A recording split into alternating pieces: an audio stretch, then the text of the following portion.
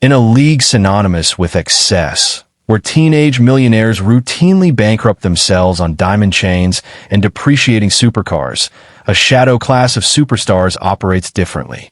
From billionaires hunting for Wi-Fi signals to finals MVPs driving rusted trucks, these are the 10 extremely rich black NBA players who famously live like they are poor. Number 10, Trey Burke, the $5,000 man.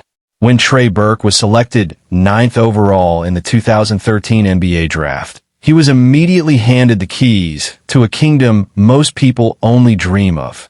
The expectation for a top 10 pick is immediate and visible consumption. The entourage, the jewelry, and the sprawling mansion. The statistics regarding broke former athletes are terrifying, with some estimates suggesting that 60% of NBA players face financial hardships within 5 years of retirement. Burke looked at those numbers and decided he would not become a statistic. Despite signing a rookie-scale contract that guaranteed him millions of dollars over his first few years, Burke instituted a financial lockdown that baffled his peers. He placed himself on a strict, non-negotiable allowance of $5,000 a month. To the average person, $5,000 is a healthy amount of money. But in the context of the NBA, where a single table at a nightclub can cost $10,000, Burke was essentially living on minimum wage relative to his income bracket. His $5,000 had to cover everything. It wasn't just fun money.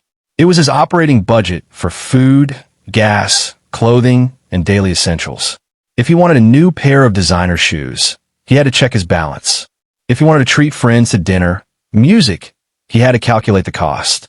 It was a self-imposed scarcity designed to simulate the real world while his actual millions sat in investment accounts. Music, compounding, untouched. Burke's philosophy was simple. If he could learn to be happy and functional on a budget that didn't require an NBA salary, he would never be beholden to the game. While other rookies from the class of 2013 were leasing fleets of cars and burning through their signing bonuses, Burke was building a financial runway. He understood that the hardest position to play in professional sports isn't point guard. It is the role of the disciplined man who says no to the lifestyle the world expects him to live. Number 9. Grant Hill, the old money mindset. Grant Hill entered the NBA in the 1990s not just as a player, but as a brand. Dubbed the next Michael Jordan, he had the massive Phil endorsement deal, the Detroit Pistons contract, and the global fame. By all accounts, Hill should have been the poster child for 90s extravagance. However, Hill came from a unique background that inoculated him against the new money virus. Hill understood the difference between being rich and being wealthy. Rich is the player who signs the check. Wealthy is the person who owns the team. To bridge that gap, Hill operated with a level of financial discipline that was almost militant. When he signed his first multi-million-dollar contract, he didn't head to the Ferrari dealership. He headed to a meeting with his parents. Together, they established a budget that treated his massive NBA income as if it didn't exist. His spending money was capped strictly, creating a firewall between his lifestyle and his principal capital. Hill drove modest vehicles and famously avoided the heavy gold chains and flashy jewelry that dominated the aesthetic of 90s basketball.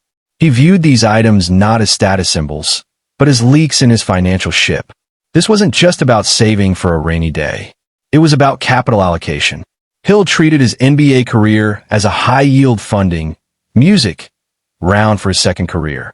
Because he lived below his means for 2 decades, music, he was able to transition seamlessly into the business world upon retirement. Today, Grant Hill is not just a former player. He is a partial owner of the Atlanta Hawks and a broadcasting mogul. His net worth is estimated at over $250 million.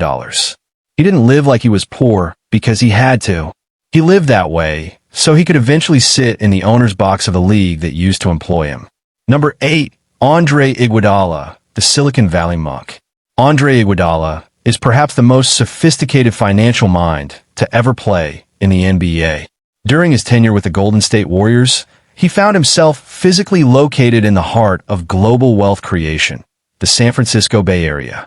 While his teammates were focused on the court, Iguodala realized that the real game was happening in the boardrooms of the tech startups surrounding the arena. Iguodala didn't just want to invest. He wanted to be respected by the venture capitalists building the future. To do that, he had to strip away the dumb jock stereotype. He adopted a lifestyle of extreme modesty relative to his income, often referred to as his monk phase. He openly discussed the shock of his early career spending, realizing that dropping thousands on designer clothes was a fool's game. He pivoted aggressively. Iguodala began reading books on asset allocation and market caps instead of browsing luxury catalogs. He drove practical cars and wore nondescript clothing to meetings on Sand Hill Road, blending in with the tech investors rather than standing out as a celebrity. He famously consolidated his life, cutting out the noise of luxury to focus on stacking paper for the long haul. This frugality allowed him to funnel significant portions of his salary into high-risk, high-reward tech seeds. He was an early investor in juggernauts like Zoom, Cloudflare, and Datadog before they became household names. He co-founded the Players Technology Summit, teaching other athletes how to secure their financial futures. Iguodala didn't want to be the guy with the coolest car in the parking lot. He wanted equity in the apps on everyone's phone. By living modestly, he turned his NBA paycheck into a venture capital war chest, proving that the greatest luxury is financial freedom. Number 7, Chris Paul, the point god of budgeting. Chris Paul is known as the point god for his uncanny ability to control the tempo of a basketball game. But his control over his personal balance sheet is even more legendary. Paul is the current face of financial literacy in the NBA, serving as a longtime president of the National Basketball Players Association, NBPA. His obsession with budgeting isn't just a quirk. It's a message he preaches to every rookie who enters the league. Paul's frugal mindset was cemented before he played a single minute of professional basketball.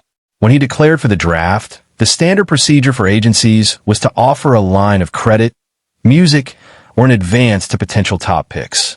His agents offered him a $100,000 advance. Flash money intended to buy the obligatory draft suit, the jewelry, and the down payment on a luxury car. It is a trap that hooks players into debt before they earn a dime. Paul's parents intervened immediately. They advised him to reject the 6-figure advance and take only $25,000. They told him bluntly, if he couldn't survive on $25,000 for a few months, he wasn't mentally ready to handle the millions that would follow.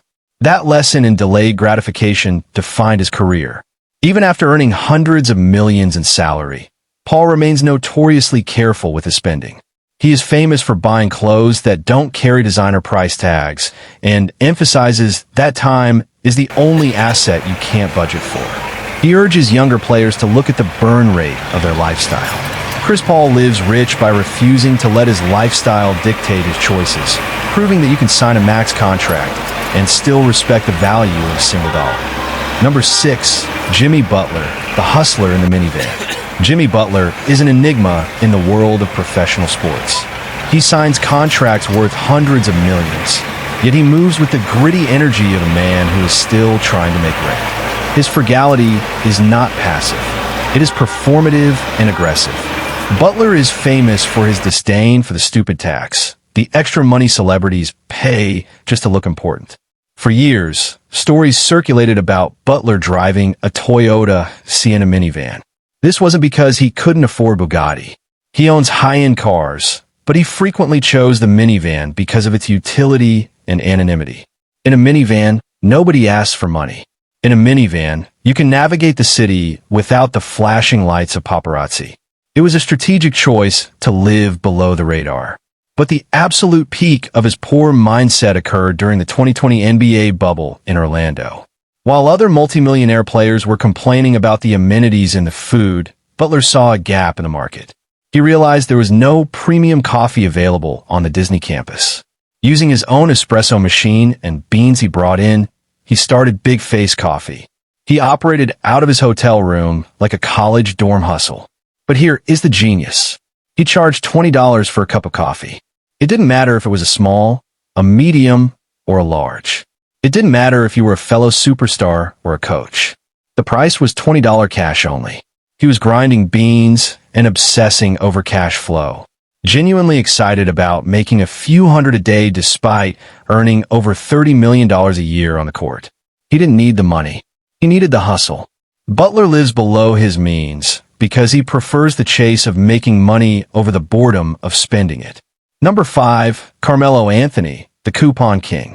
Carmelo Anthony is one of the most prolific scorers in NBA history. A future Hall of Famer, he has earned hundreds of millions in NBA salary alone, not to mention his lucrative signature shoe deal with Jordan Brand. He has the means to buy entire grocery store chains, let alone the groceries inside them. And yet, if you were to stand behind him in a checkout line, you might see him scanning a digital coupon. Melo has openly admitted in interviews, including a notable sit-down with CBS Sports, that he is a coupon clipper. To the outside observer, this seems absurd. Why would a man with a net worth rivaling the GDP of a small island nation care about saving 50 cents on paper towels or getting a discount on a box of cereal? The answer lies in his background. Growing up in Baltimore, Anthony saw how quickly money could vanish. That early exposure to scarcity created music, a permanent filter on his spending habits. For Melo, using a coupon isn't about the 50s. It's about the principle of value. It is a refusal to be overcharged simply because he has the capacity to pay. He advises younger players to count the pennies, music, searching for deals on hotels and essentials even when they don't have to. But don't mistake this for being cheap. It's about allocation. While he saves on groceries, he pours millions into Melo 7 Tech Partners, his venture capital firm that invests in digital media and consumer technology. Carmelo proves that true wealth is knowing when to spend big on equity and when to save small on eggs. He refuses to let the celebrity search charge eat into his family's legacy. Number 4, Tim Duncan, the Oldsmobile icon. Tim Duncan is the patron saint of boring wealth. In a league of peaks, Duncan was a tortoise, slow, steady, and armored against nonsense. His 19-year career with the San Antonio Spurs brought him 5 NBA championships and over $240 million in salary earnings. Yet, if you saw him at a gas station in San Antonio, you would assume he was an IT manager on his way to a casual barbecue. Duncan famously rejected the fashion runway culture of the NBA. He wore oversized flannel shirts and baggy jeans that looked like they were purchased from the clearance rack of a big box store.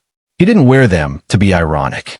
He wore them because they were comfortable, and he saw no logic in replacing clothes that were still functional. His approach to cars was equally utilitarian, but passionate. While his teammates were leasing the latest Bentleys and Rolls-Royces, Duncan was often seen driving a customized but decidedly unflashy Oldsmobile. This wasn't because he hated cars. Music.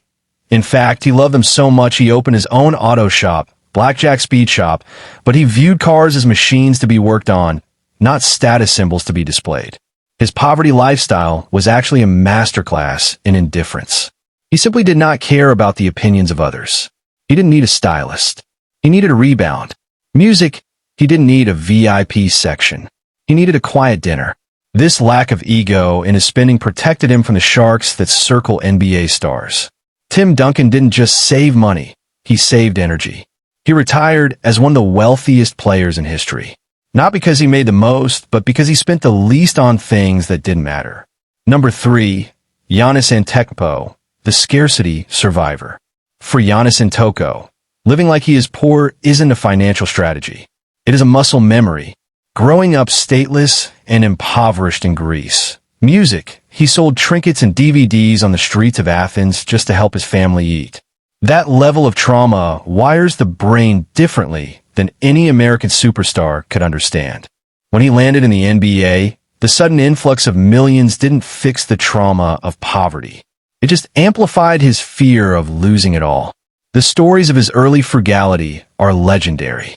In his rookie year, Giannis famously went to a Western Union to send all of his available cash back to his family in Greece. He sent so much that he didn't leave enough for a cab fare to the arena on game day. Realizing his mistake, he didn't call a limo service. He literally started running down the street toward the stadium until a couple of fans recognized him and gave him a ride. He didn't view his bank account as a bottomless pit. He viewed it as a miracle that could disappear if he blinked. Even after signing a supermax contract extension in 2020 worth $228 million, Giannis maintained his cheap habits. He was famously caught on video celebrating a free smoothie, genuinely excited about saving a few dollars. He used to share basketball shoes with his brothers because he couldn't fathom owning multiple pairs. Giannis lives with a scarcity mindset in a world of infinite abundance. He constantly reminds himself that the luxury isn't guaranteed. He collects free water bottles from team facilities, not because he can't afford water, but because waste feels like a sin. He doesn't spend like a king. He spends like a survivor who remembers exactly what hunger feels like. Number 2, Kawhi Leonard, the gas guzzler. Kawhi Leonard is the ultimate glitch in the NBA matrix. He is a 2-time NBA champion, a 2-time Finals MVP, and a man who has signed contracts totaling well over $250 million. By any metric, he is NBA royalty. And yet, long into his superstar career, he was still driving a rusted 1997 Chevy Tahoe. This wasn't a vintage car collection flex. This was his daily driver from his college days at San Diego State. He affectionately nicknamed it the gas guzzler when asked by the media why a man earning over $20 million a year was driving a vehicle that belonged at a scrapyard. His answer was deadpan and perfect. It runs and it's paid off. That sentence sums up the entire philosophy of the richest frugal players. It works, so why change it? But the story gets even better. Kawhi Leonard, a man with a 9-figure net worth, once legitimately panicked because he lost his stash of coupons for Wingstop. He wasn't worried about the cost of the wings. He was stressed about losing the deal. He loves the mango habanero flavor, but he loves the value proposition even more.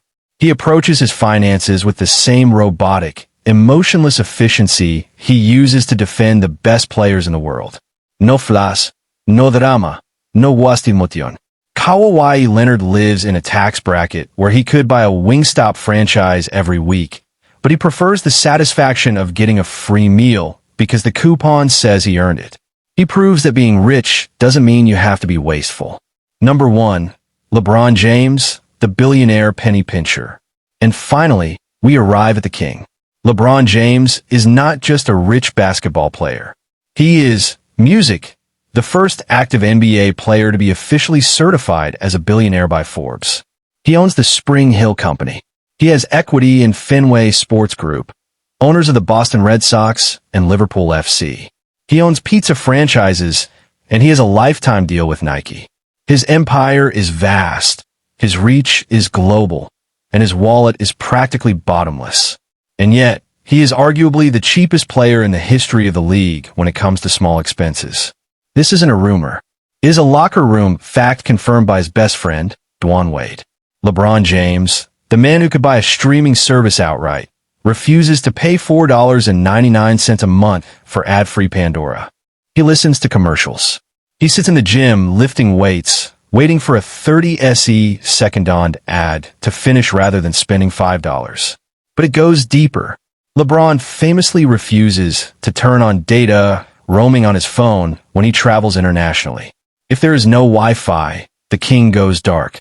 He will walk around a foreign city hunting for a free signal like a backpacker on a budget. Gabrielle Union, Dwyane Wade's wife, has joked about LeBron's refusal to use data, noting that he waits until he hits a Wi-Fi zone to send texts. He has admitted to being cheap with his personal day-to-day spending despite donating tens of millions to charity and building an entire school for actresses' kids in Akron. And that is the ultimate lesson. LeBron James isn't cheap because he loves money. He's cheap because he hates waste. He understands that becoming a billionaire isn't just about the big checks you cash. It's about the millions of tiny leaks you plug. He treats $5 with the same respect he treats $5 million. He lives like he's poor in the small moments, so he can live like a king in the moments that change history.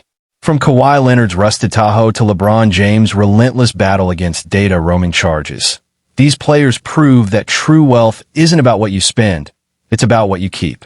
Which of these frugal flexes impressed you the most? Let us know in the comments below. Make sure to like and subscribe to Black Status for more deep dives into the mindset of the ultra-wealthy. We'll see you in the next one.